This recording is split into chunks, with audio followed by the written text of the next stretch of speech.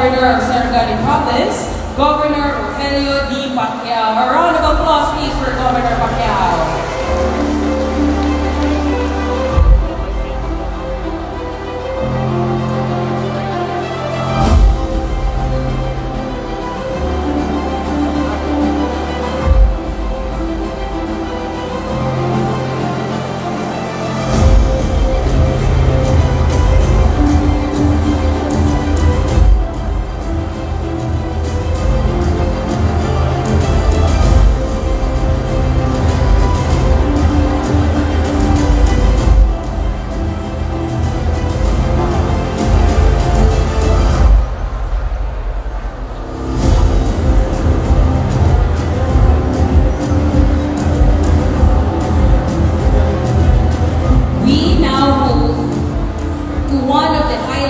Today's assembly.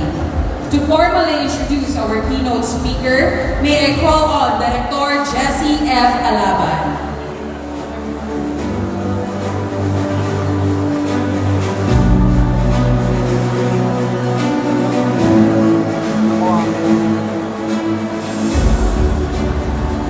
Thank you. Ladies and gentlemen, distinguished guests, members of the Board of Directors, our valued member consumer owners and partners, good morning. Our keynote speaker today is a leader whose journey is a testament to perseverance, humility, and a genuine commitment to public service. Born in Barangay Tamo, Lan, Sarangani Province, Governor Rogelio Dapitan Pacquiao Sr., fondly known as Gov. Ruel, rose from humble beginnings and dedicated his life to serving others. From his early years as punong barangay of Apupong to serving as representative of the Long District of Sarangani and becoming the province's first ever Deputy Speaker in the House of Representatives, he has consistently championed programs that improve the lives of his constituents through better health care, education, environmental protection, and inclusive development. Today, as Governor of Sarangani Province, he continues to lead with a vision of bringing government closer to the people, promoting sustainable development, strengthening public services, and creating greater opportunities for every Sarangan. As Socoteco 2 celebrates its 43rd Annual General Membership Assembly, we are honored to welcome a leader who shares our commitment to empowering communities and building a better future. Ladies and gentlemen, please join me in giving a warm Socoteco to welcome to our keynote speaker, the Honorable Rogelio Dapitan Pacquiao Sr., Governor of the Province of Sarangani.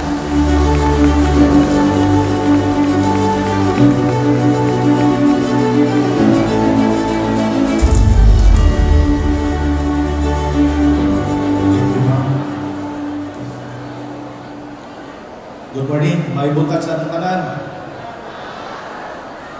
Excited na ba mo nga mo daw sa atong mga raffle items? Asa mo ta mas excited? Maminaw sa mga maayong pulong sa atong mga board of directors o mo daw sa atong mga raffle items? Parehas.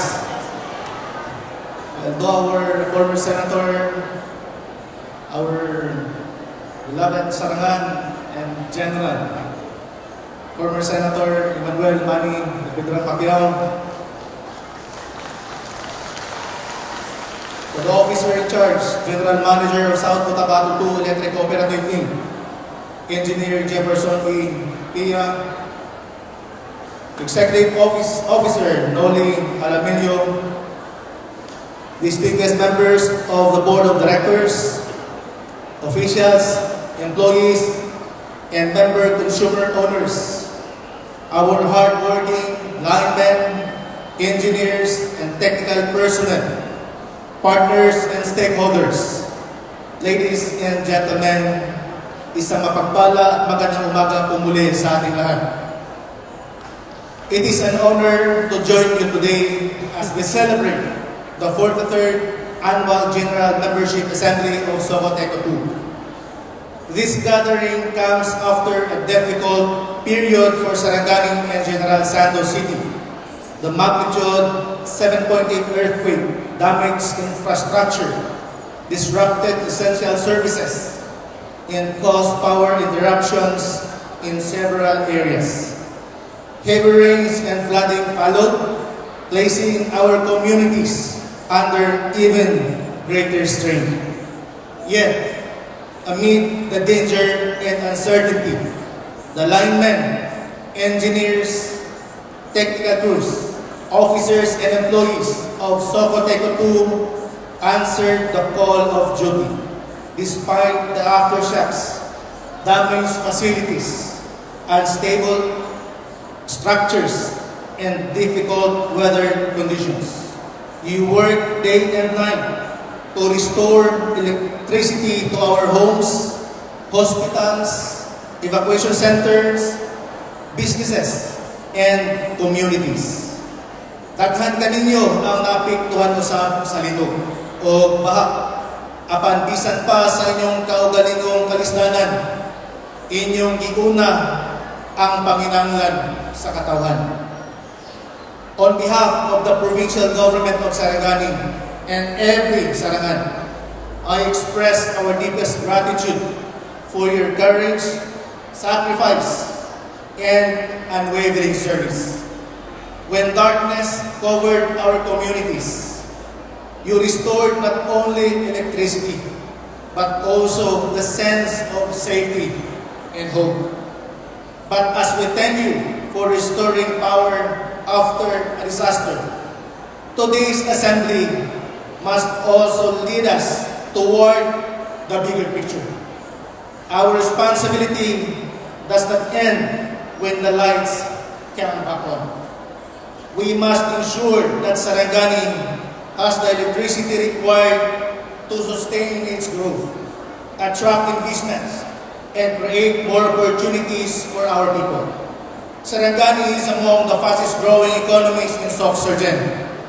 In 2024, our provincial economy expanded by 5.9%, exceeding the regional growth rate of 5.5% and the national rate of 5.7%, with our gross domestic product reaching 52.66 billion.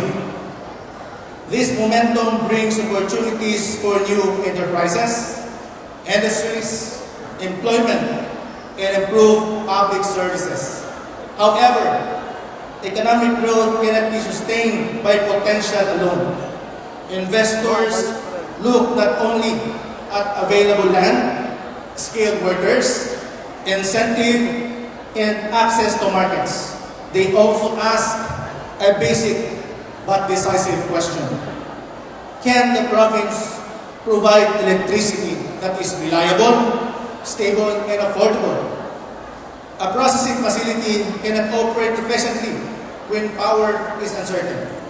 Agricultural and fishery products cannot be preserved without dependable refrigeration and cold storage system. Hospitals require uninterrupted power to protect lives. Schools, tourism establishments, digital services, and small businesses cannot reach their full potential when electricity is unreliable or too costly. Ang bawat pagkawala ng kuryente ay may kaakibat na epekto. Trabahong naantala, produktong nasisira, serbisyong napuputol, at pagkakataong maaaring mawala. Reliable electricity keeps enterprises operating. Stable electricity gives investors the confidence to establish and expand their businesses. Affordable electricity allows industries to remain competitive while ensuring that ordinary families are not left behind by economic progress. Investment follows confidence, and confidence grows where essential services can be relied upon. Our goal, therefore, must go beyond merely supplying electricity. We need an energy system that can support growing communities and emerging industries, withstand disasters, respond to increasing demand, and remain accessible to every member consumer owner.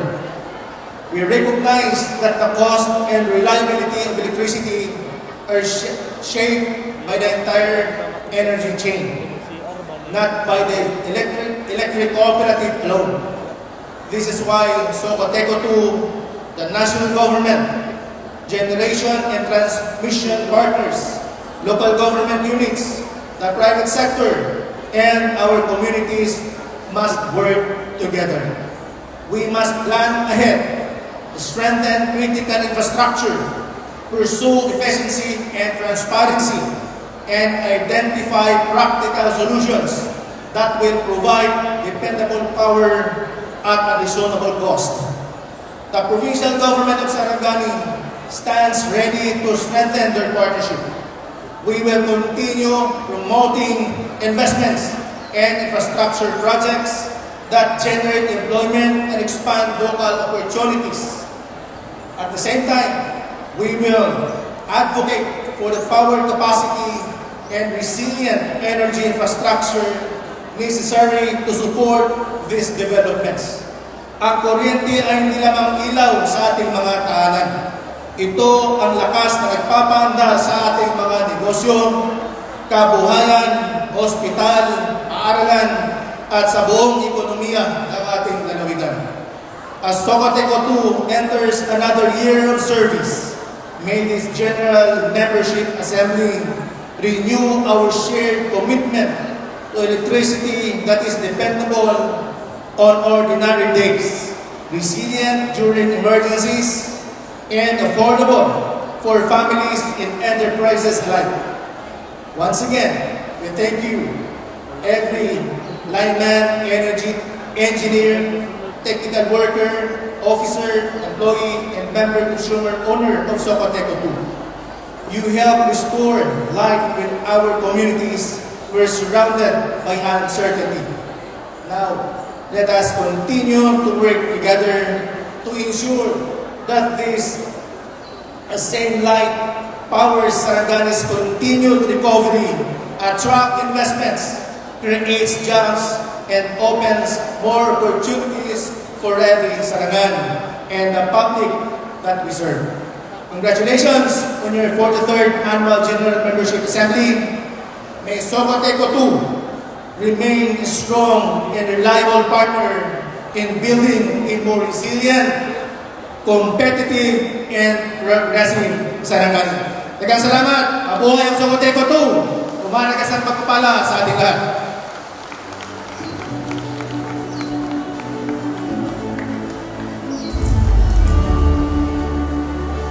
Thank you very much, Dr. Ruel, for your inspiring and meaningful keynote address.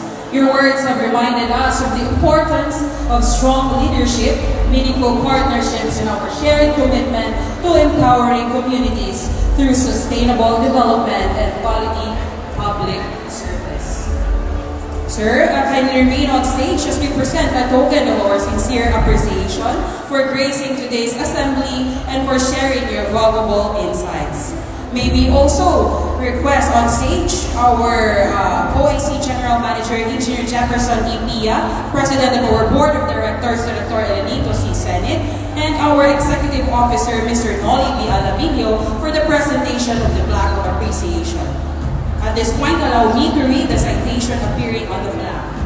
This Plaque of Appreciation is awarded to Governor Rogelio D. Pacquiao in sincere appreciation of his dedicated service, exemplary leadership, and invaluable contributions as Socoteco 2 District Director for Glan District for a period of 2022 to 2026.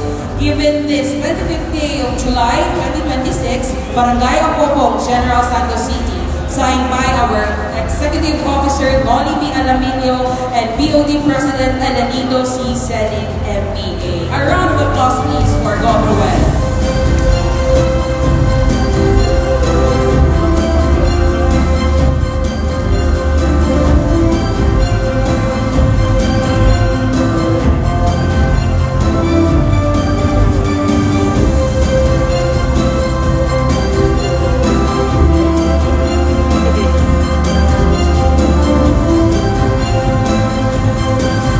Once again, a warm applause for our Governor of Sarangani Province, Governor Well. At this juncture, may I give the floor back to our Board of Director, and Elenito C. Senin for the continuation of our business proper. Okay, we have just heard the message of our Governor. Thank you so much, Gov, for that inspiring message of yours. Now, let's proceed with the business arising from the reading of the previous minutes. Let's just make a simple rule on the floor. Do not talk when you are not recognized by the chair. Okay? Do not talk when you are not yet recognized by the chair. You can simply raise your hand and the chair would recognize you and the microphone will be given to you. Okay? So, let's proceed with the business arising from the reading of the previous minutes. Anyone? Okay, the lady, you recognize, ma'am? Can we provide here with the microphone? Lagay sa microphone. Mr. Chair, I am Diorlina Bisana Perolin from Mabuhay. I would like to move to divert the business arising from the previous meetings to this forum. I would again the previous minutes of the business arising would be diverted to this forum. That will be for the open forum. I second the motion.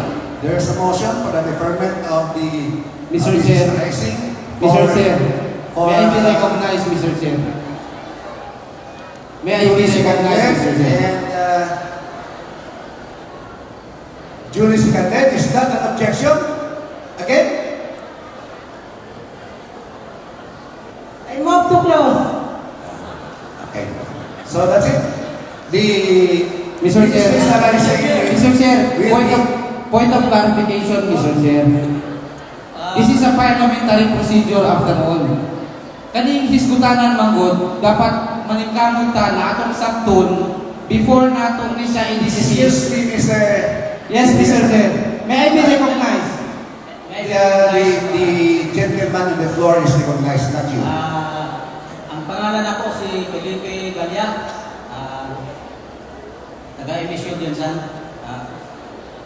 Ang object ko dito sa motion, no, ay ang matters arising from the minutes, lahi na siya sa open forum. Lisod kayo nga sa open forum at upang isagol ang matters arising. Dapat pag-abot natin ito sa open forum, after nag-report ang mga officials, dito na naman focus sa ilang report. Dili na mo balik-balik pagka dito sa matters arising from the minutes. So, I am objecting, Mr. Chair. Dapat tapuso na ito ang matters arising. Tagaan na itong tsansa ang bawat MCOs na naay question o naay matters na gusto nila diskasan sa minutes. Dili na nato hulaton itong open forum, kaya ayaw na ito. Anyway, I think the object, ang tuyok pa lang sa MOMA nga ay never ang business arising sa open forum is not really to evade the business arising. Ang gusto lang niya siguro na para diretso na ang discussion niya dito na sa open forum. Remember that our time is quarter to 12 na. Maybe 15 minutes would not be enough for us to discuss the business arising. That is exactly my objection, Mr. Chair. Huwag natin i-defer yung matters arising ngayon. Kasi pagdating natin sa open forum, dire-diretso na tayo sa open forum. Tapos na ang matters arising. There was, After all, Mr. Chair, baka kunti lang itong matters arising from anyway, the motion has been seconded. Do you object? So let's divide the House. Atong pahinon kini, dunay nag-motion. Yes, ma'am, you recognize? Okay. Thank you for recognizing, Mr. Chair. I am Norma Chodoro Quezon, President of Melca Village Homeowners Association, counterpart of City Development Council of General Santos City, and the elected Secretary of People's Council of General Santos City. I just would like to rejoin the manifestation of Engineer Philippe Galia. Gusto lang po ako nga i-expound ng explanation niya, Mr. Chair, because this is a General Assembly.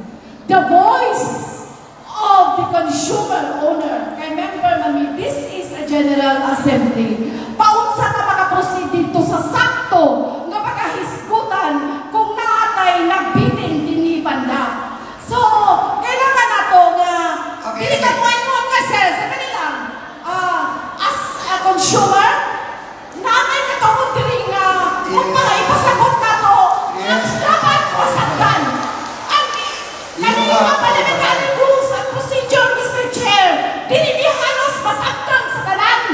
Remember, naanay na kong problema. Thank you, Mr. Chair. Okay, thank you. There is a motion, you may second it. There's an objection. So let us divide the House.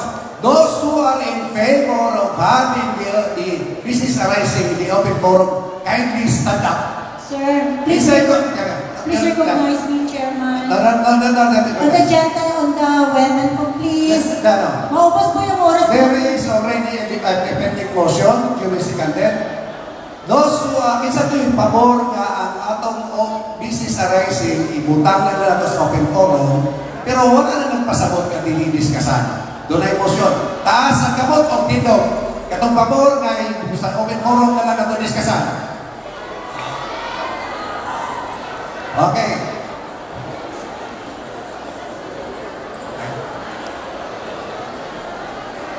Kinsa ang dili pabor? Tindog. Tindog kung dili pabor. Tindog mo. This is the, Mr. Chair, this is the problem. No. Wait to be recognized. Yes, Mr. Chair. I have to rule. Nagdaog ang pabor nga deliberate ang atong business arising dito na sa open forum. Okay?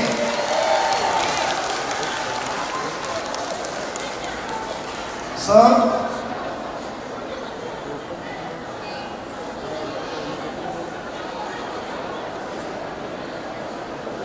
proceed with the next agenda.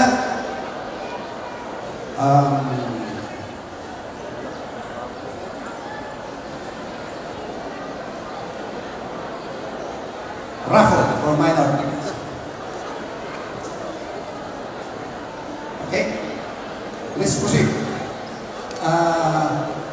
Available naman ang raffle? Then eventually we will declare a recess for the lunch. Lunch break. Lunch break. Secretariat, proceed with the minor raffles. And for the lunch break.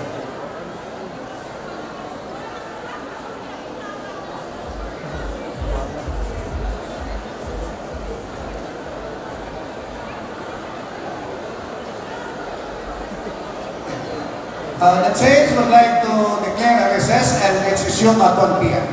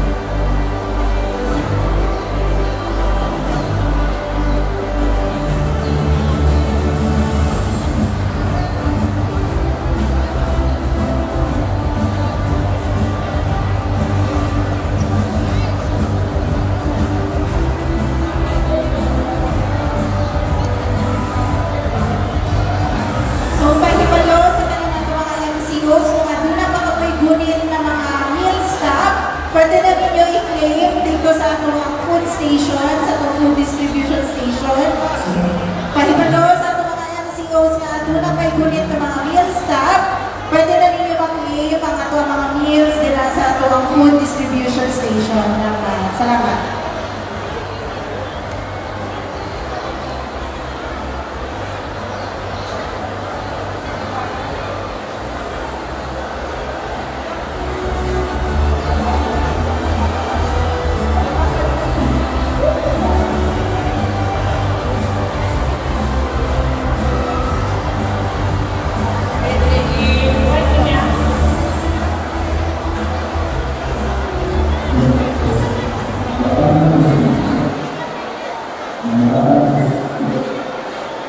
And now, while nagkakaway, we are taking our lunch, let's have another set of raffle draw. So for this set, ang madaog kay makakuha o air fryer. Raffle draw masters, ready na ba?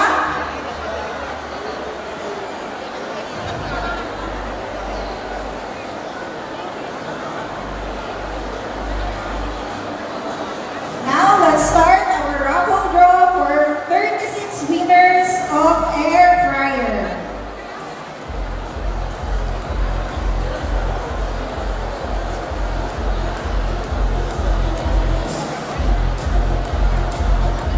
Pahibalo sa datan o sa ato ang mga MCOs joining via Zoom and Facebook Live. Ang mga madaog sa ato raffle draw sa set na air fryer kay i-post lang nato sa Facebook page. At ang nato sa atong official Facebook page, ang South Cotabato Electric Cooperative Incorporated.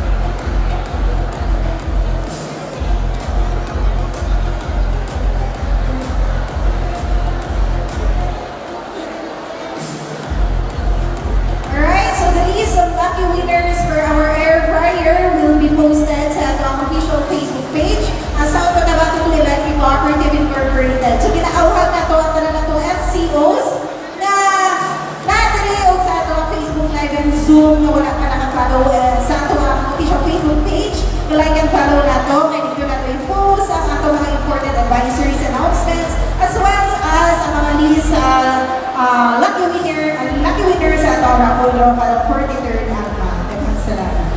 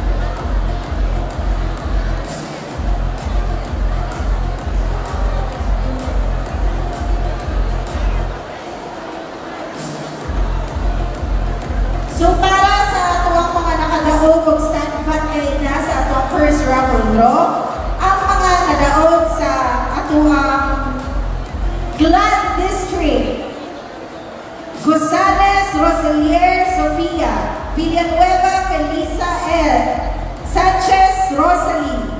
O para sa atong Anabel District, Anesita Bolo, Sabato Jessie Leonida, and Wapili Betty Gomez. O para sa atong GSC 2 District, ang mga nadaog, Arinzol Lorly Reynan, Delator Rosalinda, o si Cuico Virginia. Para sa atong GSC 3 District, ang mga nadaog og stand fan kay sina Apaw Ana Marie, Reggie Jewel Radin, Albiso Cecilia Donato. Ay, wala na ako natugan na siya, nakata na nadaog. And para sa atuang Kiamba District, ang nadaog ko mga stand fan kay si Bugnos Juni, Espiritu Justina Jerry, and Palakito Hamer Giola. O para sa itong mga asing district, ang mga nadaog stand fan kay sina Ginoo Remedios, Relatores Mariza, and Nashon Erlinda. Para sa Maitong District, ang mga nadaog stand fan kay sina Quaresma Richard, Bune Evangeline, and Rocapor Alexander. And para sa Tumalapatan District, ang mga nadaog stand fan kay sina Abazanto Pastora, Advincula Edgar Verinia, and Magilimutan Mary Grace. And para sa atong Malumon District, ang mga nadaog stand fan kay sina Federizon Lelin, Laborte Arnel Alboro, and Gisan Serena Maligon. And para sa atong Mulumulong District, ang mga nadaog stand fan kay sina Richard Badalos, Galian Josephine, and Capulso Emperatriz. And para sa atong Tupi District, ang mga nadaog stand fan kay sina Balisi Fernando, Dugue, Ronaldo, Jerlyn, and Villa Gonzalo Harleen May. And lastly, para sa atong GSC 1 District, ang mga nadaog stand fan kay sina Puerto Miliana Jr., Maturan Edgar, and Bisnar Maria Concepcion S. So congratulations sa atong mga lucky winners sa atong stand fan.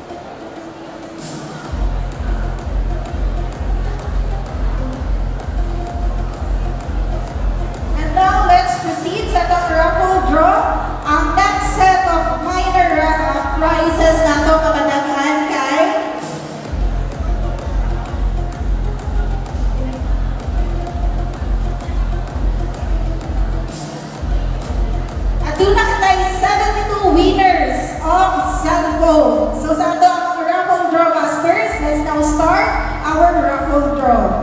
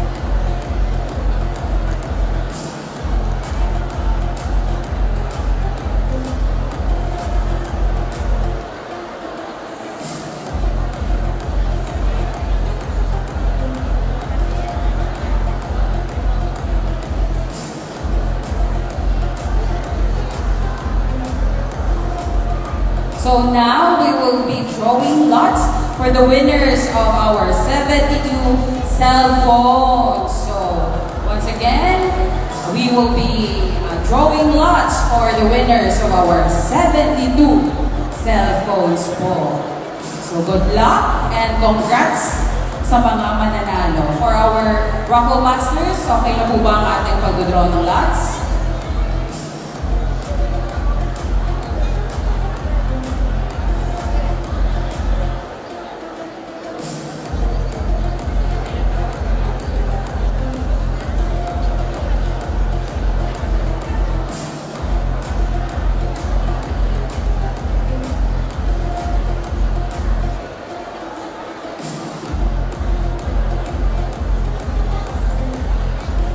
Nagdo-draw lots na po tayo. Once again, congratulations in advance for those who will be luckily drawn as winners of our 72 cell phones. For the information of our NCOs, our raffle draw is being supervised by our DTI representative, Ms. Elaika Maris O. Aga.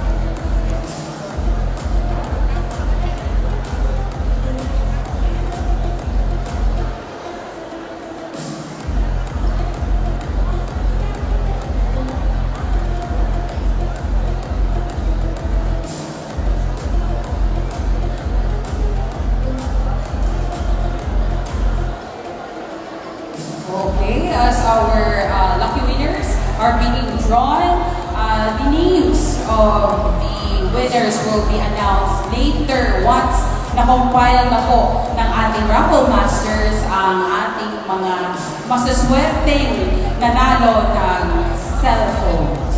And your names will also be posted and announced sa ating Facebook page, South Cotabato 2 Electric Cooperative Incorporated.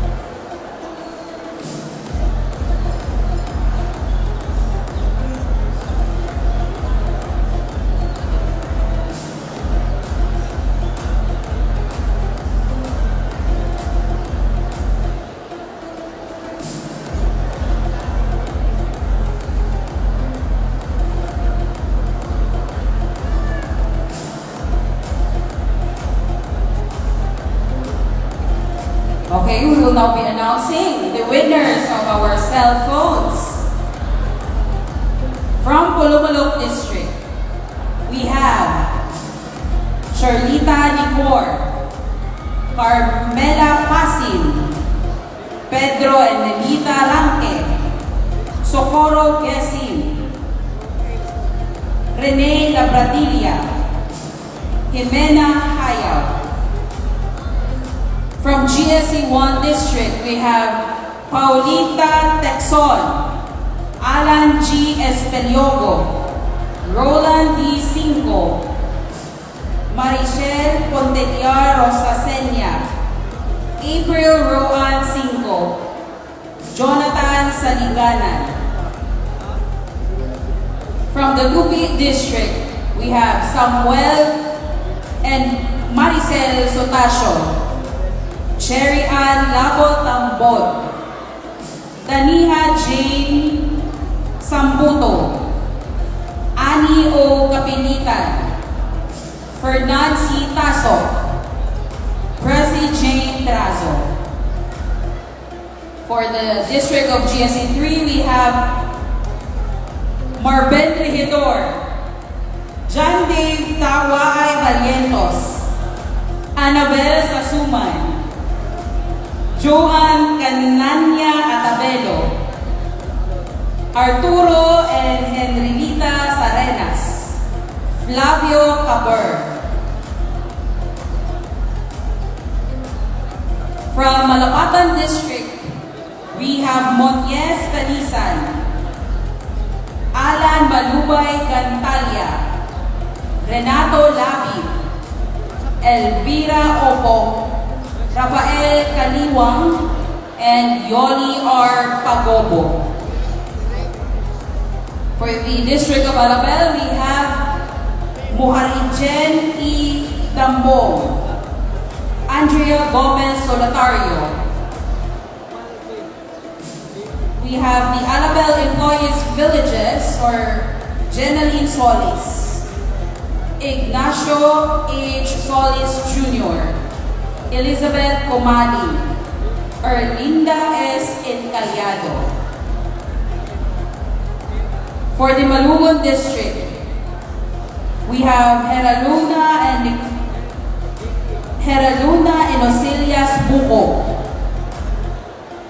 Sheila and Lama Amban, John G. Tamolon Alnobe, Jenny Rose Kare Buwan,